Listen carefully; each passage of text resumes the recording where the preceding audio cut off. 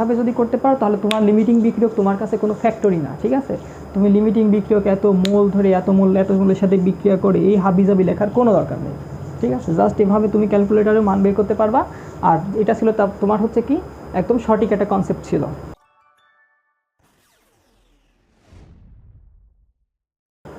আচ্ছা, তো এই বিক্রিয়াটা দেখো আমাদের বিক্রিয়া হয়েছে কিন্তু বিক্রিয়াটা সমতাকরণ করেনি। সমতাকরণ তুমি করতে না পারলে আমাদের এই ম্যাথটার একদম অরিজিনাল উত্তর আসবে না। উত্তর না আসলে তো আমাদের সব একদম টোটাল জিরো।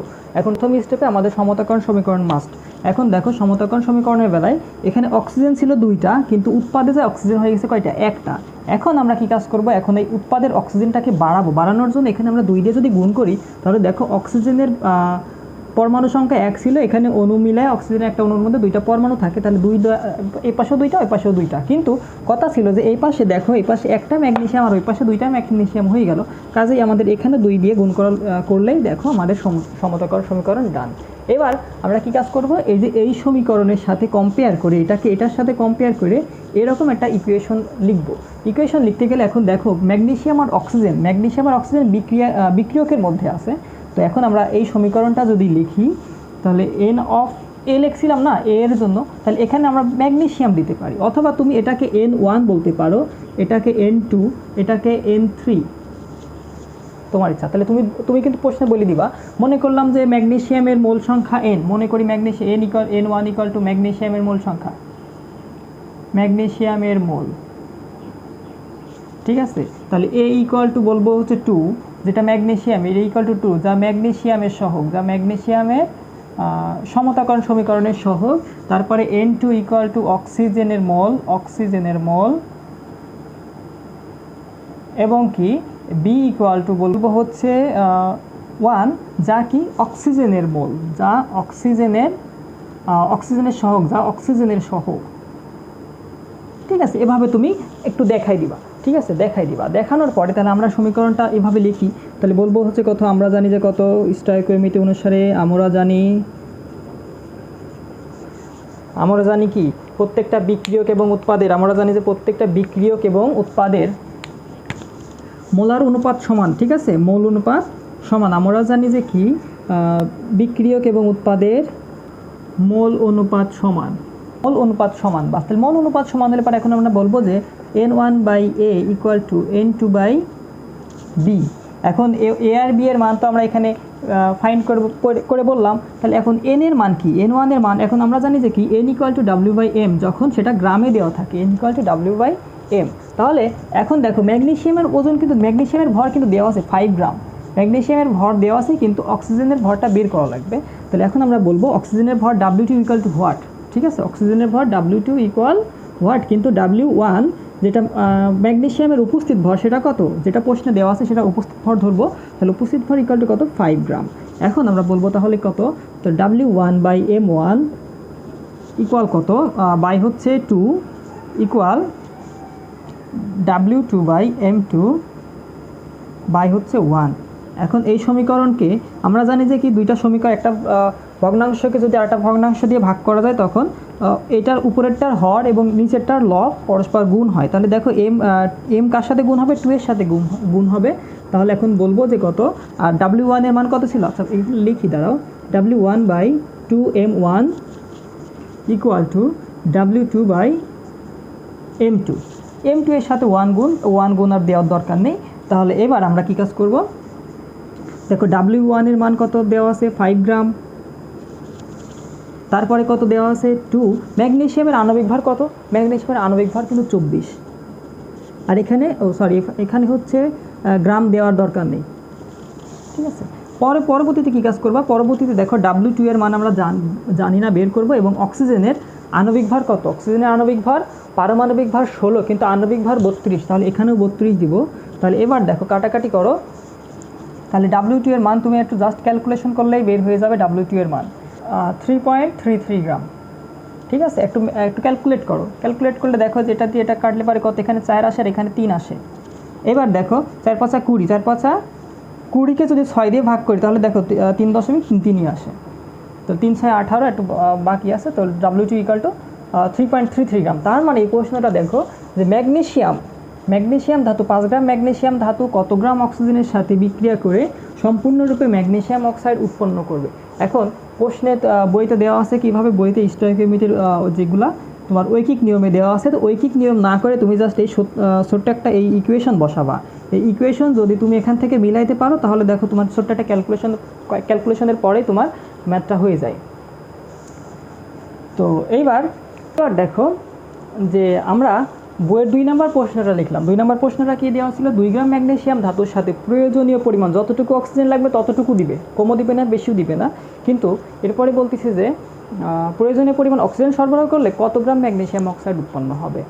তো এইবার আমরা যেহেতু জানি যে এটা স্টয়কিওমেট্রির ম্যাথ, এবং স্টয়কিওমেট্রির ম্যাথ করার জন্য প্রথমে আমাদের ব্যালেন্স ইকুয়েশন লিখতে হয়। তো ব্যালেন্স ইকুয়েশন কিন্তু আমরা জানি যে 2mg plus O2 equal 2mgO।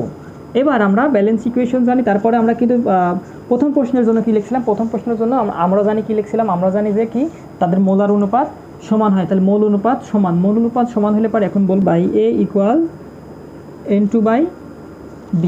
এখন N1 কি ছিল, N1 ছিল হচ্ছে ম্যাগনেসিয়াম, এখন N2 কোনটা ধরবো, N2 এটাকে না ধরে তুমি এটাকে ধরো, ঠিক আছে, আমরা ধরি ম্যাগনেসিয়াম অক্সাইড, তাহলে N2 equal to magnesium oxide, ঠিক আছে, N2 ইকুয়াল টু ম্যাগনেসিয়াম অক্সাইডের মোল সংখ্যা, N2 ইকুয়াল টু ম্যাগনেসিয়াম অক্সাইডের সহগ, তাহলে ম্যাগনেসিয়াম অক্সাইডের সহগও ছিল 2, আবার ম্যাগনেসিয়ামেরও দেখো 2, তাহলে A আর B সমান, তাহলে A আর B সমান হলে পারে আলটিমেটলি 1। তো এবার আমাদের কি জানি যে আমরা জানি যে কতটুকু ম্যাগনেসিয়াম অক্সাইড উৎপন্ন হবে, ধরি মনে করো যে W2, তাহলে এটার কত গ্রাম উৎপন্ন হবে সেটা আমরা ধরলাম যে W2 ইকুয়াল টু হোয়াট, আমরা এটা জানি না, এটা বের করবো। W1 এর মান তো জানি, সেটা কত 2 গ্রাম, তাহলে এবার আমরা জানবো যে কত W1/M1 2M1, ঠিক আছে, এর মান কিন্তু প্রথমবার আমরা বিস্তারিত করলাম, এবার একটু আমরা দেখো ফরওয়ার্ড করার চেষ্টা করতেছি, 2M1 ইকুয়াল টু W2/2M2। এবার দেখো ম্যাগনেসিয়াম অক্সাইডের আণবিক ভর কত, ম্যাগনেসিয়াম অক্সাইডের আণবিক ভর MgO ইকুয়াল টু 40 গ্রাম, ঠিক আছে। এবার আমরা যারা আবার কি ম্যাগনেসিয়ামের ভর 24 গ্রাম, তাহলে এবার দেখো যে W1 এর মান কত, 2/2 ইন্টু 24 ইকুয়াল কত, W2 এটার মান কত 2 ইন্টু 40, এই টু কাটা, এবার দেখো কত 80কে 24 দিয়ে ভাগ করো, W2 ইকুয়াল টু কত, W2 ইকুয়াল, সুতরাং W2 ইকুয়াল 80/24, 80কে যদি 24 দিয়ে ভাগ করো তাহলে দেখো 8 দিয়ে কাটা যায়, 8 দিয়ে কাটলে পারে কত, এখানে থাকে হচ্ছে 10 আর এখানে থাকে কত 3, এবার 3 দিয়ে যদি 10কে কাটো তাহলে দেখো 3.333, সুতরাং W2 ইকুয়াল টু 3.333 গ্রাম, ঠিক আছে। তাহলে এইবারও দেখো 3.33 গ্রাম, তাহলে এই প্রশ্নটা, তাহলে দেখো এই মেথডটা কি তোমার কাছে ইজি লাগে কিনা, ঠিক আছে, যদি ইজি লাগে তাহলে চলো এই প্রসেসের তুমি পরবর্তী ম্যাথটা করে ফেলবা, ঠিক আছে, পরবর্তী যেটা দেওয়া আছে 3 নম্বর এক্সাম্পলটা করবা। কিন্তু এখান থেকে যদি আমরা লিমিটিং বিক্রিয়া যদি করি, ঠিক আছে, লিমিটিং রিঅ্যাকট্যান্টকে, এখন এই লিমিটিং বিক্রিয়কের ক্ষেত্রে কি দেওয়া থাকবে, দুইটাই কিন্তু পরিমাণ দেওয়া থাকবে। এই লিমিটিং বিক্রিয়কের পরিমাপের মধ্যে কেমন দেওয়া থাকবে, প্রশ্নটা বলবি যে 2 গ্রাম ম্যাগনেসিয়াম ধাতুর সাথে যদি 5 গ্রাম অক্সিজেন দিই, 2 গ্রাম ম্যাগনেসিয়াম ধাতু এবং 5 গ্রাম অক্সিজেন যদি থাকে, তখন ওই বিক্রিয়ায় কত গ্রাম ম্যাগনেসিয়াম অক্সাইড উৎপন্ন হবে সেটা বলবে না, তোমাকে কি বলবে যে এই বিক্রিয়ায় কে লিমিটিং, অথবা কোন, যদি ম্যাগনেসিয়াম লিমিটিং হয় তখন কত গ্রাম ম্যাগনেসিয়াম অক্সাইড উৎপন্ন থাকবে, মানে বাকি থাকবে, অবশিষ্ট থাকবে, এবং এটাও বলতে পারে যে কত মোল ম্যাগনেসিয়াম অবশিষ্ট থাকবে, মোলের কথা বলতে পারে, আবার তোমাকে কি বলতে পারে, গ্রামের কথা বলতে পারে। এখন আমরা জানি যে স্টয়কিওমেট্রির মেইন কনসেপ্টটা ছিল ডাইমেনশনাল অ্যানালাইসিস, সেটা করে হচ্ছে তোমার একটা সম্পর্কের সাথে আরেকটা সম্পর্ক, একটা ইউনিটের সাথে আরেকটা ইউনিটের রিলেট করে, সম্পর্ক করে। তো এই কাজটা চলো আমরা করার চেষ্টা করি। তো আমাদের ইকুয়েশন সেম থাকবে, কনসেপ্ট সেম থাকবে, তাহলে এই প্রশ্নটার জন্য যদি আমরা লিমিটিং বিক্রিয়ক করি, ঠিক আছে, এখন আমরা এটাকে লিমিটিংয়ের মধ্যে করব, ঠিক আছে, লিমিটিংয়ের মধ্যে যদি করি তাহলে বলতেছি যে 2 গ্রাম ম্যাগনেসিয়ামের সাথে অক্সিজেন প্রয়োজনীয় পরিমাণ আর বলবো না, আমরা কি বলবো, আমরা বলবো হচ্ছে 5 গ্রাম ম্যাগনেসিয়াম 5 গ্রাম অক্সিজেন সরবরাহ করলে কে লিমিটিং, ঠিক আছে, কে লিমিটিং, অথবা কোন বিক্রিয়কটা আগে ফুরাই যাবে, তোমার কাজ প্রথম এতটুকু কাজ সেম, স্টয়কিওমেট্রিতে আমরা বের করলাম হচ্ছে কত গ্রাম বের হবে। এখন আমরা যদি ওই কাজটাই করি, আমরা লিমিটিং বিক্রিয়া করব না, আমরা স্টয়কিওমেট্রির ম্যাথটা করব। ঠিক আছে, এক্সাম্পলে আমাদের যে ম্যাথগুলো দিয়ে আসলে আমরা ওই রকম ম্যাথ করব, তারপরে আমরা টেকনিক্যালি মিলাই দেবো, যে বলবো যে আমাদের দরকার এখানে মনে করো যে আমাদের ধরলাম যে অক্সিজেন, এই বিক্রিয়ার শেষে আমরা ম্যাথ ক্যালকুলেশন করা শেষে বলবো যে আমাদের অক্সিজেন ফুরাই যাবে। তাহলে অক্সিজেন লিমিটিং, তাহলে অক্সিজেন দেখো যদি আমাদের 4 গ্রাম ম্যাগনেসিয়াম 6 গ্রাম ম্যাগনেসিয়াম দরকার থাকে, এই বিক্রিয়াকে আমরা একটা ম্যাথ করলাম, সেই ম্যাথটা করার পরে যেটা W2 এর মান বের হলো 6 গ্রাম, কিন্তু আমাদের প্রশ্নে দেওয়া আছে 5 গ্রাম। 2 গ্রাম ম্যাগনেসিয়ামের সাথে 5 গ্রাম লাগবে, অক্সিজেন 6 গ্রাম লাগবে, কিন্তু দেওয়া ছিল কত 5 গ্রাম। তাহলে 1 গ্রাম হইলে পারে বিক্রিয়াটা সম্পূর্ণরূপে হইতো, 1 গ্রাম যদি থাকতো, বাকি 1 গ্রাম অর্থাৎ 6 গ্রাম যদি থাকতো, ম্যাগনেসিয়াম সম্পূর্ণরূপে এই বিক্রিয়াটা হইতো, কিন্তু এই বিক্রিয়াটা সম্পূর্ণরূপে হবে না। সম্পূর্ণরূপে না হইতে হলে তো আমরা W2 এর মান বের করবো। W2 এর মান বের করার পরে এখান থেকে প্রশ্নে দেওয়া মান থেকে আমরা তুলনা করে বলবো, যদি পজিটিভ নেগেটিভ হয় তখন বলবো এটা লিমিটিং অথবা অন্যটা লিমিটিং। ঠিক আছে, যে কোনো একটা লিমিটিং হতেই হবে, তাহলে দুইটারই মান দেওয়া থাকবে। তো মনে করি, ঠিক আছে, তো মনে করি W2 ইকুয়াল টু হোয়াট, আবার again W2 equal to what. তো W2 ইকুয়াল টু যদি হোয়াট হয় তখন আমরা জানবো যে কত W1/m1। এখন এই m1 এর সাথে সর্বদা কী গুণ হবে, m1 এর সাথে a গুণ হবে, m1 এর সাথে a গুণ হবে। তাহলে am1 ইকুয়াল টু কত W2 এর মান, এটা তারপরে কত W2/bm2। এখন দেখো এর মান কত ছিল, এর মান দেখো এর মান হচ্ছে 2, কিন্তু এই এখানে ও বির মান কত, বির মান হচ্ছে 1, বির মান কত 1। তাহলে W2 এর মান কত, W2 এর মান দেখো আমরা 2 গ্রাম কিন্তু দেওয়া আছে।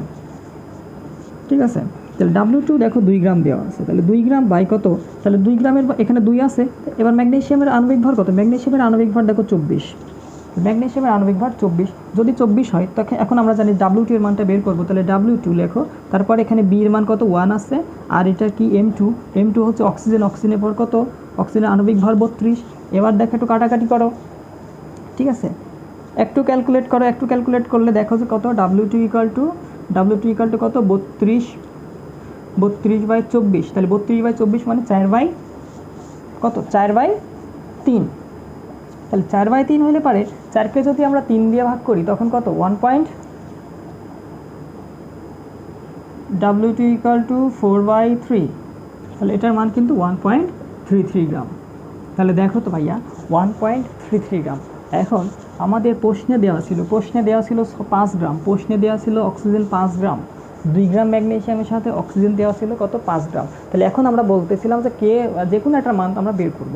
তাহলে অক্সিজেন বের করে বলতেছি যে 2 গ্রামের সাথে আমাদের অক্সিজেন কত লাগে, অক্সিজেন লাগে হচ্ছে 1.33 গ্রাম। এখন 1.33 গ্রাম, প্রশ্নে দেওয়া আছে কত 5 গ্রাম, তাহলে প্রশ্নে দেওয়া থেকে প্রাপ্ত মানটা বাদ দেবো। তাহলে ডেল্টা W কত, ডেল্টা W বলবো হচ্ছে এটার যদি W1, তাহলে প্রশ্নে দেওয়া মান থেকে প্রাপ্ত মান, তাহলে ঠিক আছে,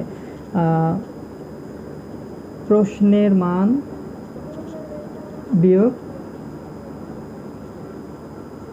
প্রশ্নের মান থেকে আমরা প্রাপ্ত মানটা বাদ দেবো। প্রশ্নের মান কত দেওয়া ছিল 5 গ্রাম, 5 গ্রাম থেকে 1.33 গ্রাম যদি বাদ দেই তখন এটা দেখো একটা পজিটিভ একটা মান আসে, একটা পজিটিভ মান আসে। যদি এই মানটা পজিটিভ আসে তাহলে এই মানটা, এটা কিন্তু লিমিটিং হবে না, লিমিটিং হবে তার অপরটা, লিমিটিং এটা হবে না, লিমিটিং হবে তার অপরটা। 2 গ্রাম ম্যাগনেসিয়াম অক্সাইড, 2 গ্রাম ম্যাগনেসিয়াম অক্সাইড, 2 গ্রাম ম্যাগনেসিয়াম, সেটা ম্যাগনেসিয়াম লিমিটিং, ম্যাগনেসিয়াম ফুরাই যাবে, 2 গ্রাম ম্যাগনেসিয়াম ফুরাই যাবে। তাহলে এইবার ম্যাগনেসিয়াম যদি এই মানটা যদি আমাদের নেগেটিভ আসতো, এই মানটা যদি আমাদের নেগেটিভ আসতো, কেমন নেগেটিভ আসতো, মনে করো এখানে 5 গ্রাম দেওয়া আছে কিন্তু আমাদের লাগবে 7 গ্রাম, এখানে অ্যান্সারটা বের হতো যদি 7 গ্রাম বের হতো, যদি এখানকার যদি 7 গ্রাম বের হতো তখন প্রশ্নের মান থেকে প্রাপ্ত মানটা বিয়োগ করলে দেখো 5 - 7 = -2 আসতো। তখন যদি এইটাই নেগেটিভ আসতো, 5 - 7 দিয়ে যেটা যদি নেগেটিভ আসতো, বিয়োগফলটা যদি নেগেটিভ আসে তখন আমরা বলবো যে এটা কি, তখন বলবো এটা হচ্ছে আমাদের এটাই লিমিটিং। ঠিক আছে, যদি নেগেটিভ আসে তো লিমিটিং, আর যদি পজিটিভ আসে তাহলে এইটা লিমিটিং না, লিমিটিংটার অপরটা যেটার সাথে বিক্রিয়া করতেছি সেটা। ঠিক আছে, তাহলে দেখো এভাবে যদি করতে পারো তাহলে তোমার লিমিটিং বিক্রিয়ক তোমার কাছে কোনো ফ্যাক্টরি না। ঠিক আছে, তুমি লিমিটিং বিক্রিয়ক এত মোল ধরে এত মোলের সাথে বিক্রিয়া করে এই হাবিজাবি লেখার কোনো দরকার নেই। ঠিক আছে, জাস্ট এভাবে তুমি ক্যালকুলেটারে মান বের করতে পারবা। আর এটা ছিল তোমার হচ্ছে কি একদম সঠিক একটা কনসেপ্ট ছিল। ঠিক আছে, স্টয়কিওমেট্রির কনসেপ্টটা হচ্ছে ডাইমেনশনাল অ্যানালাইসিস। এখন আমাদের হচ্ছে আমাদের বইতে সবসময় কি ঐকিক নিয়মটাকে ফলো করে। ঐকিক নিয়মটা হচ্ছে আমাদের এই সাউথ এশিয়ার মধ্যে ঐকিক নিয়মটার প্রচলন আছে, বাংলাদেশ, ভারত, হাবি এগুলো মিলে একটু প্রচলন আছে ঐকিক নিয়ম। কিন্তু তুমি হায়ার এডুকেশনের ক্ষেত্রে দেখবা, তখন সেখানে দেখবা হচ্ছে তোমার সব বড় বড় ম্যাথগুলো আমাদের ছোট ছোট ইকুয়েশন দিয়ে সলভ করা আছে। এখন এই ইকুয়েশন তুমি যদি করতে পারো, যদি সঠিকভাবে যদি উপস্থাপন করতে পারো তাহলে তুমি পারবা। অবশ্যই এখানে মেনশন করা লাগবে আমাদের N1 কোনটা, কারমূল, এইভাবে তুমি মেনশন করবা। এবং তুমি কি কাজ করবা, এইভাবে ইকুয়েশন শুরু করবা। ইকুয়েশন শুরু করার আগে আমি প্রথম ম্যাথটা করার সময় কিন্তু একটু বাংলা লাইন এক লাইন লিখছিলাম, সেটা কি আমরা জানি। তারপরে একটু একটা ছোট্ট একটা লাইন লিখছিলাম, ওই লাইনটা যদি তুমি লেখো তাহলে স্যার আসলেই বুঝবে যে তুমি এটা শর্টকাট করতেছো না, এটা হচ্ছে তুমি আসলে তোমার একটা রিয়েল একটা কনসেপ্ট আছে। ঠিক আছে, তো আশা করি লিমিটিং বিক্রিয়ক এই পার্টটা তোমার ভালো লাগলো। যদি তোমার এভাবে তুমি যদি কোনো প্রশ্ন সলভ করতে চাও, আটকায় যাও, তুমি আমাকে কমেন্ট করতে পারো এবং আমাকে বলতে পারো যে ভাই এই প্রশ্নটা এই মেথড দিয়ে আমাকে করে দেন। ঠিক আছে, তাহলে তুমি দেখবা পারবা ইনশাল্লাহ। তো পরবর্তীতে কোন ম্যাথটা তোমাদের দরকার হয় সেই ম্যাথটার জন্য আমাকে কমেন্ট করতে পারো। তার পরবর্তী ভিডিও আসার আগ পর্যন্ত PCM একাডেমির সাথেই থাকো। ধন্যবাদ, আসসালামু আলাইকুম।